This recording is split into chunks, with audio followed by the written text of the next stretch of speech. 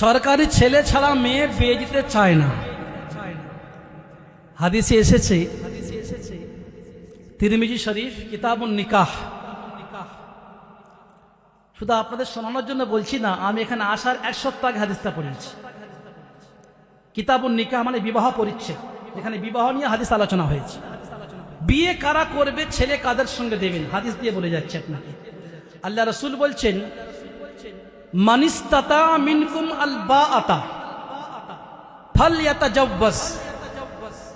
হে পুরুষ যুবক, তোমাদের ভিতরে যাদের ভিতরে বাআতুন আছে, এর ব্যাখ্যা হলো একটা নারীকে বিবাহ করে তার থাকা ঘর, সে দুবেলা কি খাবে, কি পরবে, এই সামর্থ্য যে পুরুষের ভিতরে আছে, সেই পুরুষ বিবাহ ফালইয়াতাজাওয়াজ, সেই পুরুষ বা সেই যুবক বিবাহ করবে। আর যে পুরুষের কাছে এই ক্ষমতা নাই, ফাইল্লাম ইয়াস্তাতি, যে পুরুষ বিবিকে খাওয়াতে পারবে না, পরাতে পারবে না, মাখাতে পারবে না, সেই পুরুষের জন্য আল্লাহ রাসূল বলেছেন ফা আলাইহিস সাওম, সেই পুরুষ যুবক বিবাহ করবে না, বরং তার কাম শক্তি নেভানোর জন্য রোজা রাখবে। কি রাখবে? রোজা।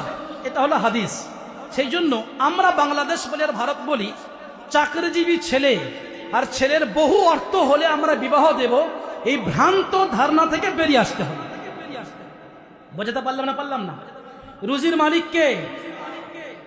আচ্ছা, আপনার তো উল্টো বলেন, আমার জামাই মানে মেয়ের বরকে বলে, আপনার জামাই মানে স্বামীকে বলেন। আমাদের ভাষা আলাদা হয়ে আছে। আমাদের ওখানে জামাই মানে আমার মেয়েকে যাকে বিয়ে দিয়েছে ওটা আমার জামাই, আর আপনাদের জামাই মানে কি? স্বামী। মানে এক দেশের বুলি অপর দেশের গালি। আপাতত আপনাদের ঘরের মেয়ে আমাদের কাছে আছে, আলহামদুলিল্লাহ আমাদের কাছে আছে, ভারতবর্ষে আছে।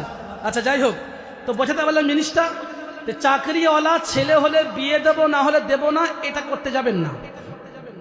ছেলে যদি ভালো হয় আর এই ক্ষমতা অনুযায়ী হয়, সেই ছেলেকে আপনি বিয়ে দিন। আমাদের চোখের সামনে হাজারো প্রমাণ যে ভালো ছেলেদেরকে বিয়ে দিয়েছে, ছেলের সেই ধরনের ইনকাম ছিল না, কিন্তু এই যে হাদিস পড়লাম এই অবস্থায় সে ছিল, সেই ব্যক্তির জীবন সুখময় হয়েছে।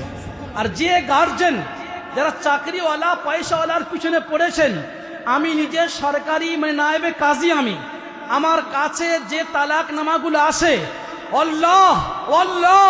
আল্লাহর কসম করে বলে যাচ্ছি, 99% তালাক পয়সাওয়ালাদের ঘর থেকে হয়। বুঝতে পারলেন না?